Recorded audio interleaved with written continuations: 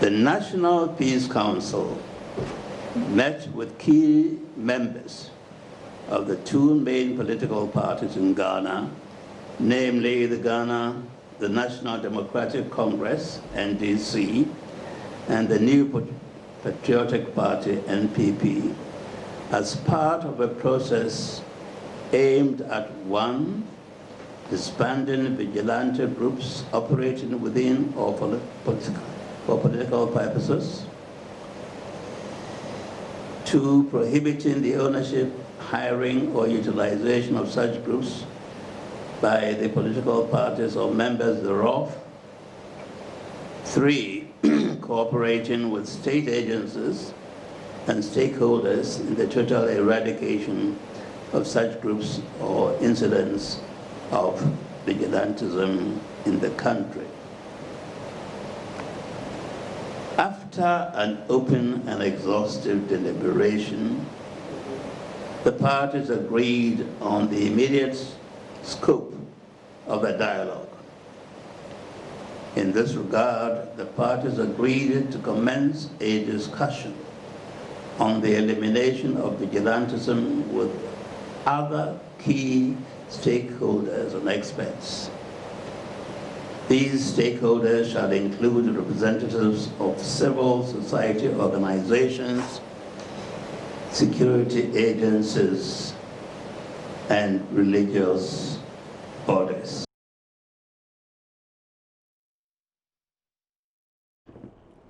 So that's the regular brief, at least for the second time after that meeting or that dialogue. That's the NPC, the National Peace Council, is mediating between the NPP and the NDC. Well, all in an attempt to get them to disband their militia groupings in their various political parties. Let's get to details of that and more. Abraham Amaleba is a member of he's actually the Director of Legal Affairs of the NDC and a private legal practitioner. And Bernard Mona is National Chairman of the People's National Convention. Good morning to you, gentlemen. Thank you for your time here on AM Talk. Good morning. I think it would be good to start with you since you were in that meeting. Sure. So a few things. You agreed to begin the discussion on the disbandment, and then you've also agreed to bring in other interested parties to the table. What more was shared? Yeah, right. Let me say good morning to your viewers. Yesterday's meeting, I must say, was much more fruitful, much more productive, and above all, an improvement over the last meeting or the first meeting. Yesterday's meeting was a meeting in which the two parties, facilitated by the National Peace Council, came out with a communique which reflected a common position. You remember in the last meeting, when we came out of the meeting, a communique was issued, all right, but it reflected different positions. Mm-hmm. This time round, you saw a communique that reflected a common position and grounds for the two political parties. Now, thanks to the ingenuity of members of the Peace Council, it wasn't as easy as people are seeing it, as if we just went there and agreed and came out. There were heated debates, heated arguments, there were disagreements, but each time both sides made points. You'll find the chairman of the Peace Council and the chairman of the dialogue try to summarize and indicate to us that, look, both of you are not far away. You are saying this, you are saying this. But you see, both of you are saying a common thing. So they kept narrowing our differences until we got to this point. Okay. But you know, the NDC has always maintained from day one that we needed to broaden the discussions. In fact, we even said that we needed to bring in the journalists, we needed to bring in chiefs, but the common ground was that we should limit the number of people or stakeholders who will come in, because it would become unwieldy if we brought in so many people. So that was what NDC gave out in terms of trying to bridge the differences between the NDC and the NPP. But at the end of the day, we both agreed that to commence the discussions on the disbandment of vigilante groups, there were people who have spent all their lives, institutions, conducting research on how vigilantism came about and what we can do. So we needed to bring them in.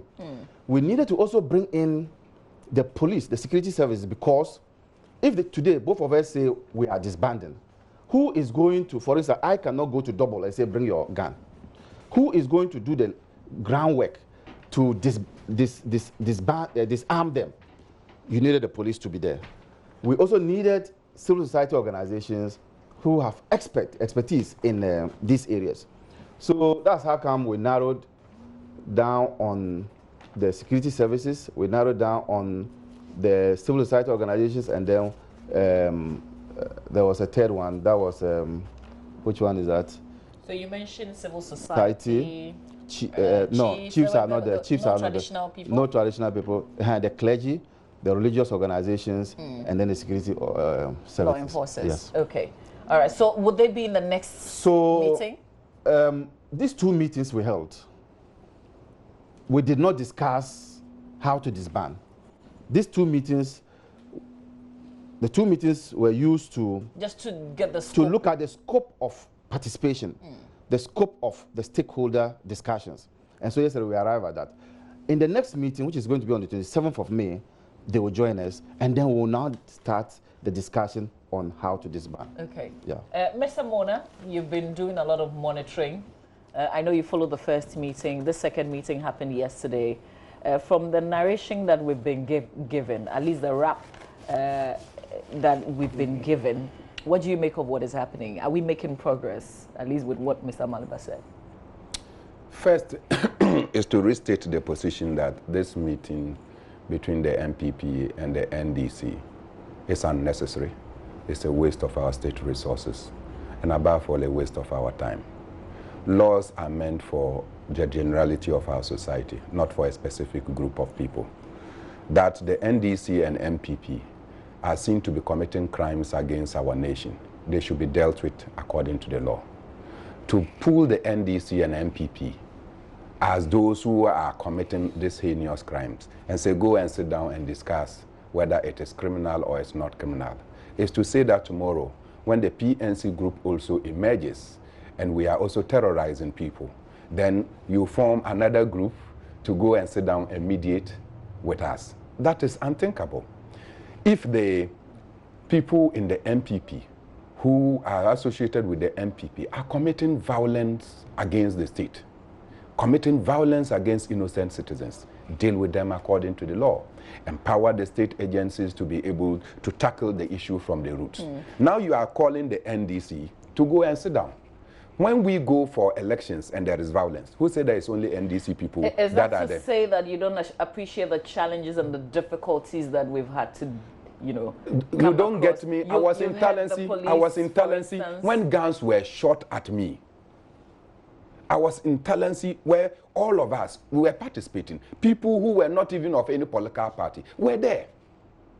You are not calling all of us. And look at the selection they are going to make. They are going to bring the police.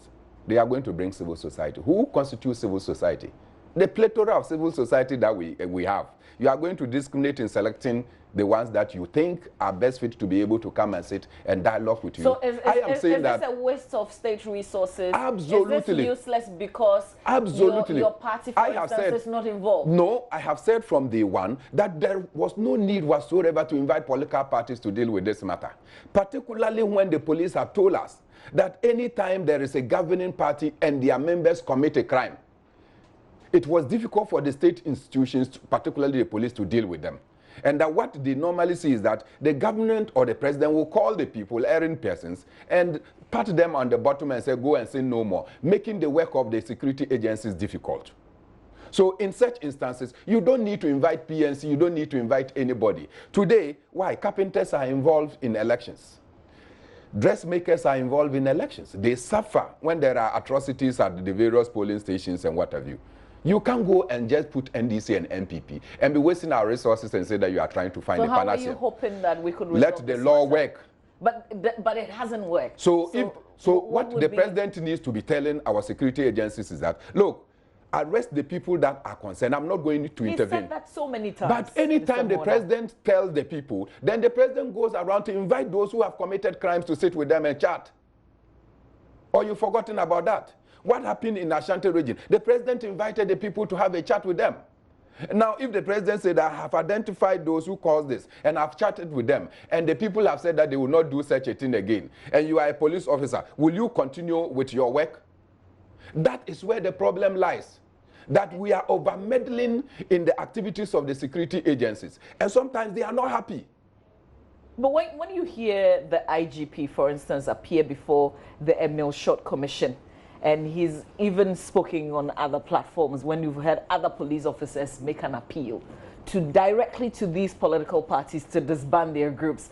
If we were not doing it in this form that we're doing it, how else? See, we had a policeman like the late Awuni, who could stop a regional minister from doing what he thought was wrong at a polling station. He carried his police duties, even if he was transferred, but he did what was apt and appropriate for our nation. So we need policemen who will stand up and say that this is the mandate for which I joined the police service, and therefore I will execute it, whether you are transferring me or whatever difficulty I'm going to do. That is what we have failed to do. So I'm saying that, why NDC and NPP? Why don't you involve the journalists? Because at that instant, but for you people, we would not have even known what happened at Iowa, so West Wagon.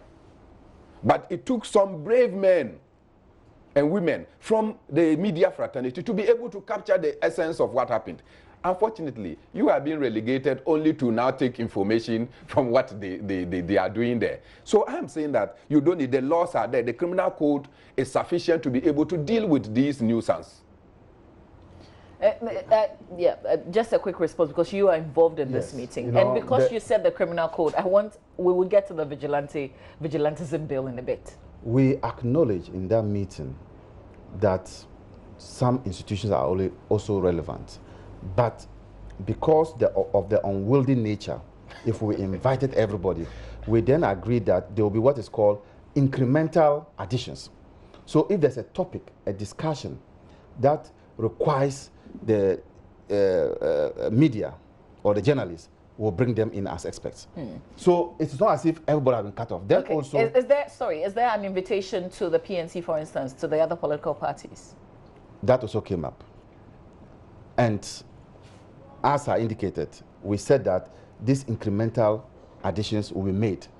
And so that will take care of his concern about the smaller parties not joining. I have not requested for smaller party participation. No, but that is how your submission looks like. To already determine that the NDC and NPP are criminals and complicit in this matter. You see? Deal with it. Why are you setting up the two of them to go and agree that this one is a crime and it's not a crime? No. He's downplaying the magnitude of the crisis that we are in or we have. See, there are laws dealing with chieftaincy issues. That's what the chairman said yesterday.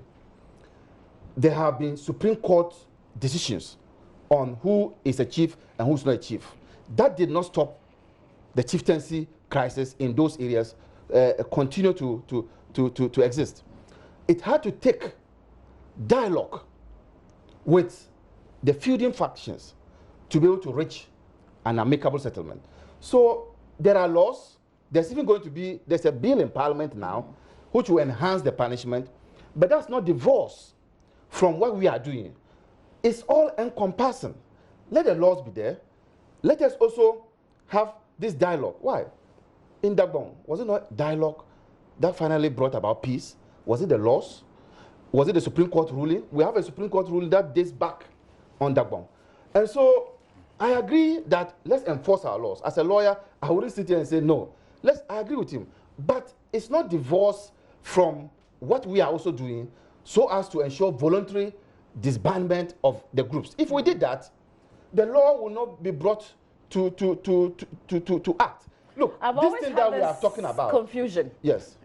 Because these two political parties, you said that you don't own these groups. Sure. So they are criminals.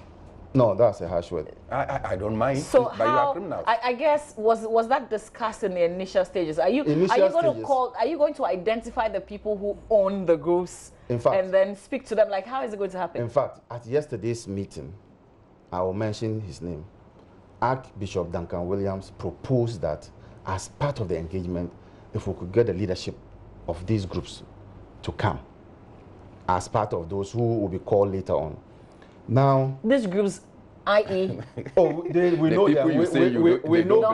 We know the Hawks. We know the Azoka Boys. We know the Invisible Forces. We know the Bolga Bulldogs. We know them by heart. So these are violent groups. These are groups. These are that individuals that were not formed by the political parties, but we they are admit affiliated. We admit they that do the bidding of the political parties. We admit that individuals who are party members might have formed them. We agree to that. Okay, and these are people who commit crimes. Yes. Yes. Yes. You see, Boko Haram in Nigeria started in this small way. Where? In Nigeria, I'm talking about Nigeria. How? Which political party owned Boko Haram? I'm talking about violence. Boko Haram started in this small way. Now, in order that we don't allow this to, as it were, blow out in our faces, we needed to do something to curb the crisis. Okay, so you've so gotten the political to a parties, point as political parties, NDC and NPP, and you've come to a point where you are now saying that we've gotten to a place where we can't handle it any longer. In fact, we need Peace Council and other people to help us get rid of the groups. In fact, we admitted in the meeting that these same groups who are said to be affiliated to us and are doing our bidding, as you said, may turn around to eat us ourselves.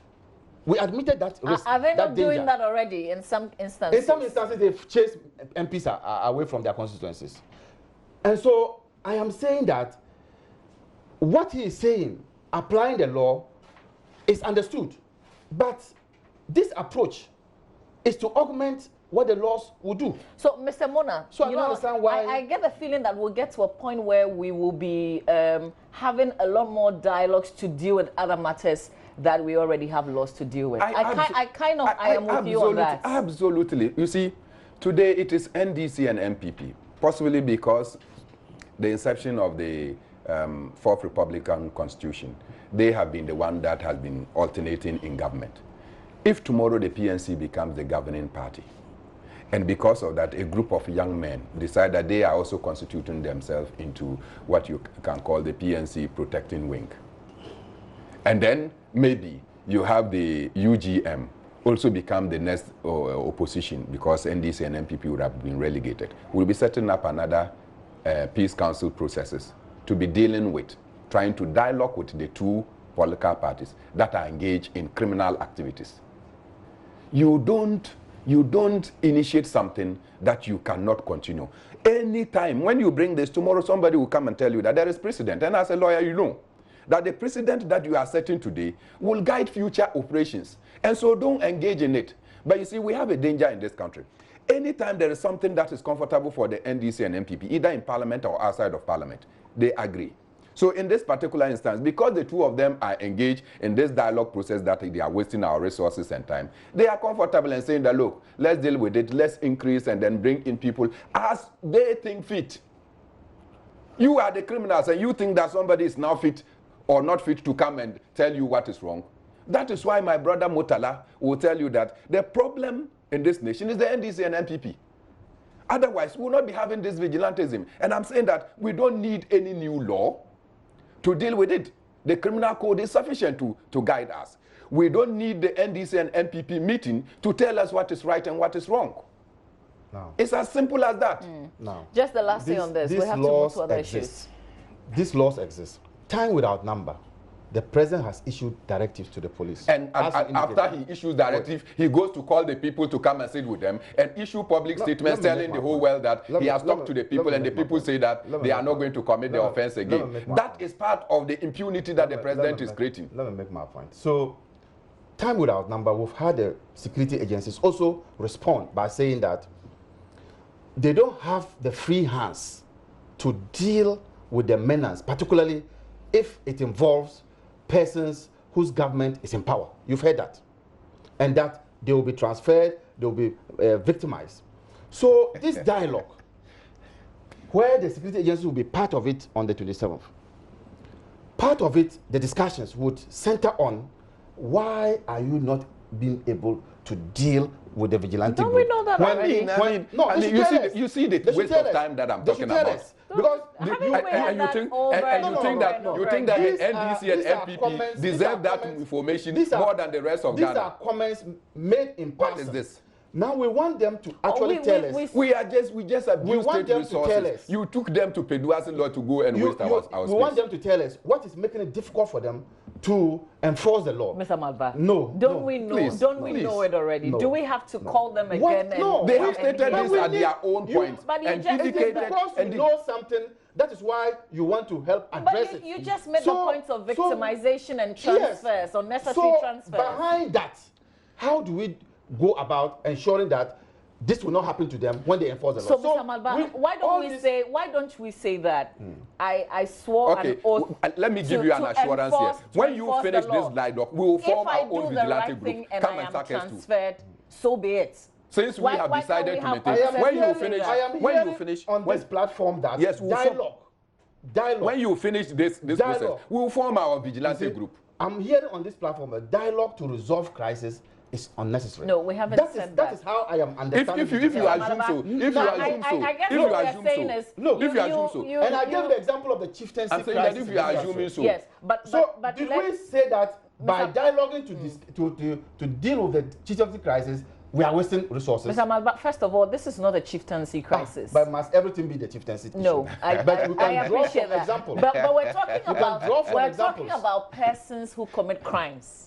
But the chieftaincy crisis are also people who... Was it the criminal aspect that they dealt in this chieftaincy matter?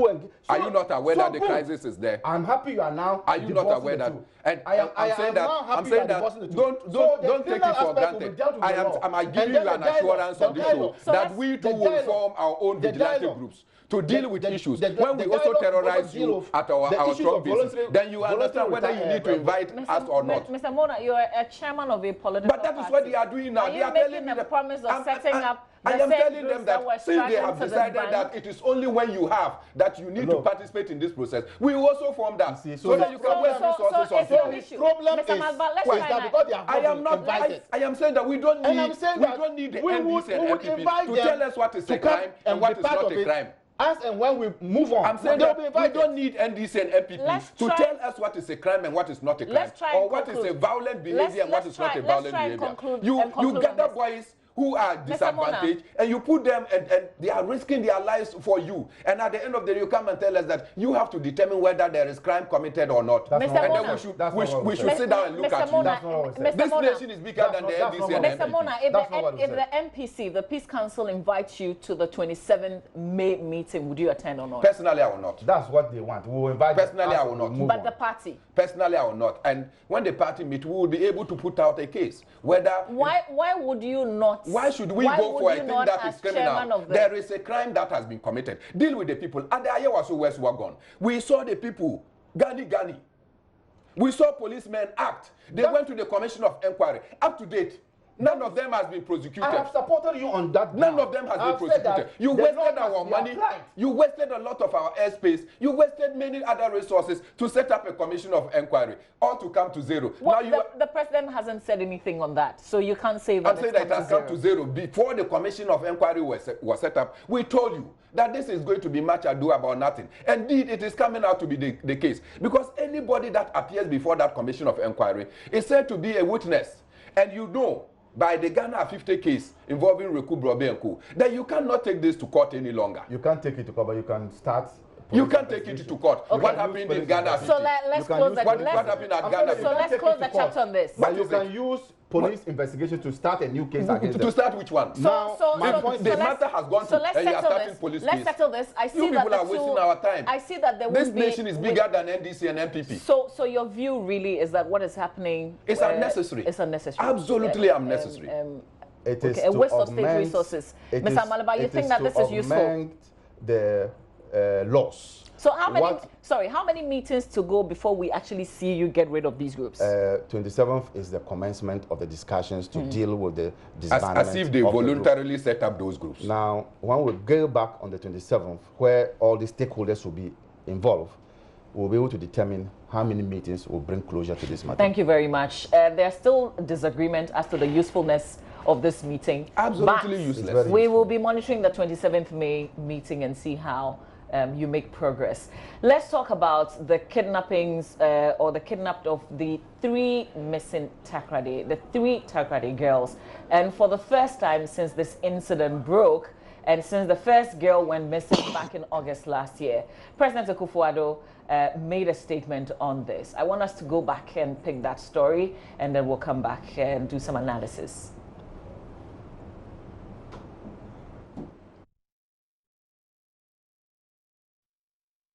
We are all concerned about this phenomenon of kidnappings, which we have not known. Our brothers and sisters in Nigeria have known it, but we have not known it in this country. And we need to do something about it to make sure that it doesn't become a feature of our society. I am very, very, very determined on the issue, and decisions are being taken as we speak that will be a clear manifestation of the determination I have to deal with this matter. Yes, the disturbing trend of citizens and of the reaction of security personnel, and also the attitude of citizens towards the serving personnel. These are all part and parcel of disturbing trends in our society that we have to find a way. There's a thin line about democratic governance that also we all have to bear in mind, and that is the freedoms and due process and all of that also can sometimes get in the way of the kind of actions that you want to take to address certain kinds of problems. But the balance between liberty and order, that balance is a balance that we have to maintain and ensure its sustenance at all times. We want to be free, but we also want to live in an ordered society where you can go to bed at night and feel comfortable, walk on the streets of your city and feel safe. So we need to balance the two. It's not always easy, but it has to be done. And I recognize the need for that to take place.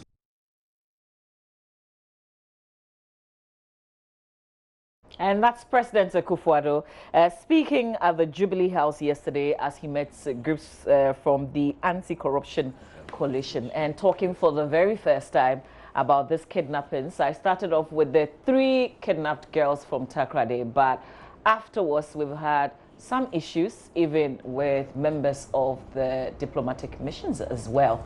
Well, one diplomatic person, and then there was that incident with the Indian businessman in Kumasi. The families of these 3 missing girls at some point were making a direct call on the president to say something to them. Finally, the president has said something about the kidnappings. Let me start with you, Mr. Mona. Does this give you some assurance? I mean, what do you take from the president's comments? I don't know why the president chose to invite a battle between Ghana and Nigeria in this instance. And I'm sure that any person with little international relations will be worried about the president's pronouncement and drawing in Nigeria into a domestic crisis that you are confronted with. Okay. Why would Mr. President say that this phenomenon is known in Nigeria? That I think. But isn't that a fact? I don't know about that. I don't know. You haven't read, you haven't followed the news. Why? Everything. There was the chip of girls. Oh, and you want to say that this is the first time people are missing in Ghana? Or because we did not magnify it in the manner that it is being magnified in Nigeria? This is not the first time people are gone missing. You, in your station here, have reported countlessly the number of people that are gone missing from their families. They have been kidnapped or whatever. It's never said as bad as the president has put it, drawing some diplomatic wedge between Ghana and Nigeria. So this is what I hear you saying. this is facts, but this diplomatically, I'm saying that it's not something that I'm you saying say that I'm as saying a that president. I'm saying that why would Mr. President engage in such loose talk? That is the first one. The second important thing that I want to state in this matter is that look, August, September, October, November, December, January, February, March, April, we are now entering into May. We are entering into May. And it is that if the anti-corruption group did not go to the presidency to talk about many issues afflicting our nation, Mr. President was not going to talk about it. So he took advantage because they talked about it and said that, look, these are concerns for them. And that you cannot be talking about your fight against corruption when there are kidnappers, when there are vigilantism and what have you. And therefore they put out. So it was more like the president responding to them, not the president taking a deliberate position to come and say, look, this issue has afflicted our nation, it is unheard of, and I need to deal with it. Notre Dame got burned. In the wee hours of the night, Mr. President was able to wake up to tweet about it. Girls, people's daughters are missing for nearly 11 months. You've not spoken a word about it in your own country. And it has to take a group to come and meet you. Now you are telling us what you are going to do. You are telling us that somebody was arrested and that the person broke jail. The person was rearrested and the person said he broke jail with the assistance of persons involved at the supposed to handle him. You are giving the person 18 months sentence for breaking jail. Where are the girls? Where are the girls? So it could be as well that the person that you have arrested and saying that this is the man that has kidnapped these girls is not actually the person. Because if he is the person, the lead that led you to go and see should give you an indication of where the girls are. Up to date, parents are still... Well, the CID boss, Amitiwa, said they know where the girls are. So tell the parents. How come that the parents... Why? Are the girls for the CID? The parents are worried. They are traumatized. They can't put themselves together. And you come and tell us that you know where they are. And the parents don't know. At least take them and let them have a feel of where they are. Whether they are safe or not. If they are dead, let us know. Whatever has happened to them, the parents ought to be the people to know. Have a dialogue with them. Let them understand. They don't know. And it has to be these kind of things again we have to see. I am disgusted about these pronouncements from our public officials. Mr. Malba, we wanted the president to say something. He has. This president simply behaves like he doesn't know what happens around in the country and is interested in what happens outside the country. It has been 9 months since the first girl got missing. So if the president is now going to be commenting and assuring parents of the whereabouts or the attempt to rescue them in the 9th month, then you begin to ask the questions. Is this president a president who cares for the welfare needs of the people of this country? I thought we wanted institutions to work. The presidency is not the police or the CID. Oh, the president is the one to get up and tweet about Notre Dame. So the president now decides that matters of this nature, which are of national interest, he will no longer comment on them. Everybody thought that at the State of the Nation address, he would have made mention of this kidnapping issue. He blew away the chance, never talked about anything about them. Parents of the children were angry at the president's inability to even assure them of the whereabouts of their children. I think that it is becoming clear that this president does not intend to assist the institutions of state to deal with matters such as this. How? How? Because if you have, you mentioned the Tiwa Adodankwa Akufa, The CID director. the CID boss. The press statement or the press conference she came and addressed, did you understand the head and tail of it? That press statement. Did you? She said they knew where the girls were or where they are. that they would soon be reunited with the families. That's what I thought I heard her say. That was an irresponsible talk coming from a security expert or couple. Can we get the clip of Mamitiwa ready so that we can play it just as a reminder? If you don't have them in your hands, and I'm happy the Attorney General made reference to that statement from the police and condemned it. If you don't have them in your hands, you are risking their lives if they are actually alive. And so for a police chief of such a stature to come and make those statements, and later on she came out with a clarification that actually they don't have them in their custody. So what are you doing? Are you not endangering the lives of... And yet, this is a person that the president promoted under dubious circumstances. When she made comments about how an investigation should go and how she coached A+ case I'm talking about. No, wait, hang on. She's already mentioned the fact that that was doctored. Are you attributing that directly to her? CID even also know that things can be doctored. But this is not what we are discussing today. This is not the reference. I just wanted to make the point. I just wanted to make the point that she has denied. So let's put that on record. She should say that to the Marines. Let's put that on record and let's play back to you exactly what she said in relation to the 3 missing girls. Together with the BNI, we've worked very well, and currently we know where the girls are. I am unable to give the details because we don't want to compromise their safety. We are working hard together with other stakeholders so that these girls are brought back home safely. The assurance to the family is that they should keep on keeping on. The ladies, we know where they are and they are safe. So very soon they will be brought back home and they will go back to their family. It's been more than 3 weeks since she said this, and we still are not clear as to where the 3 girls are. They should keep on keeping on. We know where they are. They will soon be reunited. The Daily Guide was emphatic that the girls had been rescued. What do we make of, all the things that... the Daily Guide is more or less a government mouthpiece. I disagree. And would say things that would want to put the government in good light. There has been pressure on the government when these children were kidnapped. Intense pressure to the extent that the family members in Takoradi are more or less on the neck of the president to say something about this thing, which he has finally said, even though belated. And so the Daily Guide would want to assuage the pains of the parents. And so I'm not surprised that what the Daily Guide said turned out not to be the truth. But if... Do we know for sure that it has turned out not to be true? Oh, where are they? If they are in the custody of the police, let the media show them that these are the... I thought it was BNI that was mentioned strongly. Well, whoever.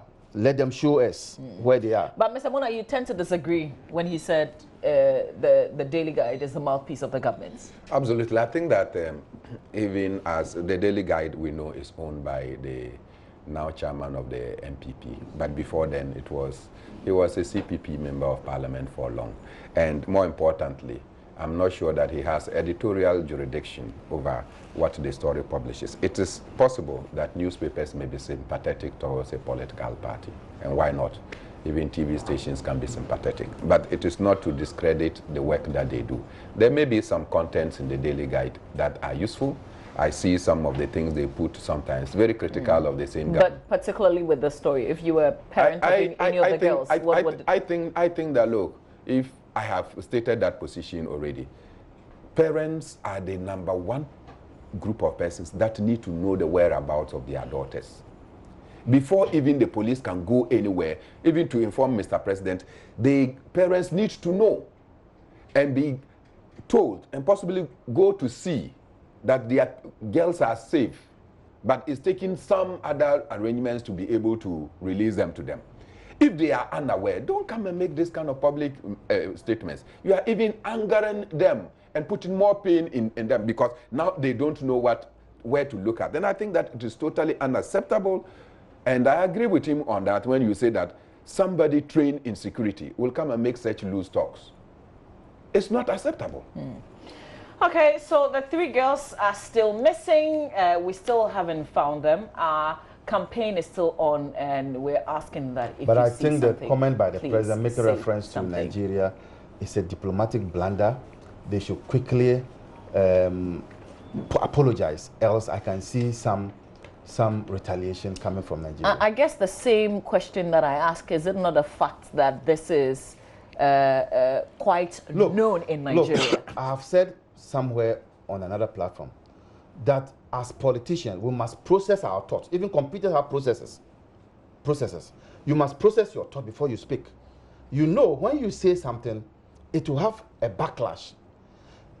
Here, whether Nigeria is known for kidnapping or not, it's not your business. And this is where Diofiasem is appropriate. It's not your issue. You are addressing a local, domestic issue. Why did you extend it to Nigeria and make a reference to them? And I think that we must be able to tell our president, it's wrong, it's wrong. If it's right, we'll praise him for it. But this one, it's a no-no. We don't do that. The president should apologize. I think the president the two of you are saying the same thing on this call. They call. should apologize. It's not proper. If I were a Ghanaian, and that's why some of us are angry that our own senior minister says that our laws can be discarded just for economic benefits from another country. And he has not been forced to resign. You see? But Roxanne Bukhari has been forced to resign. Oh, do we know if he was forced to resign? He has been forced to resign. The statement that was issued from the president said the president had accepted his resignation. I said he has been forced to resign. You know that for sure? I know that as a fact. But what he said, that audio that went out, if it was him, was it appropriate or not? I have said that he was not circumspect. Being the kind of matured politician that he is, the various institutions, if somebody is engaged in a monologue with you, you should be able to detect that. That is one. Number two, that he is now mentioning other people's names in the tape should be a subject for investigation. Look, he mentioned the minister for Interior, he mentioned the renowned lawyer Yoni Kulendi, he mentioned the businessman I know Na Gamni, who is, I don't want to mention fuel. He mentioned even the president's name, and he mentioned a judge's name. He mentioned the Tongrana's name. Look, mention a number of people's names. Are we going to conduct an context? Yes. Are we going to conduct an investigation to get to the bottom of the matter? Or this forced resignation will suffice and say that, look, because the man has resigned, the content for which he resigned should not be investigated so that we can get to the bottom of the matter. So for you, he shouldn't have gone, but the senior minister should have. I think that the senior minister's utterances over time are such a danger for national cohesion and for confidence even in our own laws. Look, young men who just went to dig the ground to find something to eat, to survive, to cater for their families, are languishing in jail. And a foreigner who ravages our society, our forests, our water bodies, has been cleared to go simply because you want to get a loan agreement. Let's close the chapter on this as well, and let's talk about IPAC, Esiedun Ketia, and Jin Mensa. What really is brewing right there? We've got an audio. Ms. Amalba, you sit through IPAC, correct? No, You're I sit at FEC. Oh, so you don't go to IPAC? I don't go to IPAC. You go to IPAC? I do. Okay. Do you record proceedings at IPAC? Audio recordings? You see, I don't have my phones here, but I'm not sure whether all this conversation we have had here have been recorded by the two of you because you are carrying phones. But this is not IPAC. I'm saying that. Okay. So people go to IPAC meetings with their phones. Are you allowed to record? The Electoral Commission itself records the IPAC meetings. All right, so it's not surprising that this audio the Electoral is out. Commission itself records the IPAC meetings. Okay. And that is why when you have to make a point at Electoral Commission, they insist you use the mic. Okay. All right, so it's not surprising that this audio came out. Let's take a listen. I think that you have to understand us. The parties ought to understand us in the interest of this country. Going for electoral area registration means that we would have to bring on board additional kids. Yes, this is a meeting. You can express your views thereafter. But I think that going for registration on the electoral area basis, and Mr. Sedun Ketia, we gave you that respect when you were speaking, so we allow us to explain. You asked the question, and we are answering you. So please allow us. You are making their side. You are making their side and obstructing the discussion. I haven't said anything. You were laughing. So laughter interrupts. No, but when you were talking, we didn't. It's Please, like you are really playing. I beg you. I beg you. Those who are making the noise, I have kept quiet. I'm not part of what is happening. If you have a personal problem against me, you may bring it up. We do not please, have. but please. We do not have a problem against you. I am here. As I am speaking, I see you laughing. So laughter and disruption, which in my view. So if I'm smiling, it means I cannot smile. You are laughing. So I cannot laugh. Both. So I cannot laugh. Both. I think that we gave you the respect. Please. If you start talking, start laughing. Respect is end. If you put yourself in a respectable position, people will respect you. Yes, and so that's the same with you as well. That's the so we expect that when but that's not the issue. Look, we are the question I asked, I don't think that it solicited all the information you are bringing up. I'm asking you a simple question, and you go on delivering thesis. Let us deliver a thesis. I think it's for the right good people of this country. I'm sure you will end at some point for me to continue. Yes, so you proceed. Yes, we will proceed. So that's the banter. This happened at IPAC, and it's not surprising that it is out there. But I've got a question to ask. Is this healthy? Is this normal at the IPAC meeting, Mr. Mona? You would know. Well, sometimes I have participated in IPAC since 2003.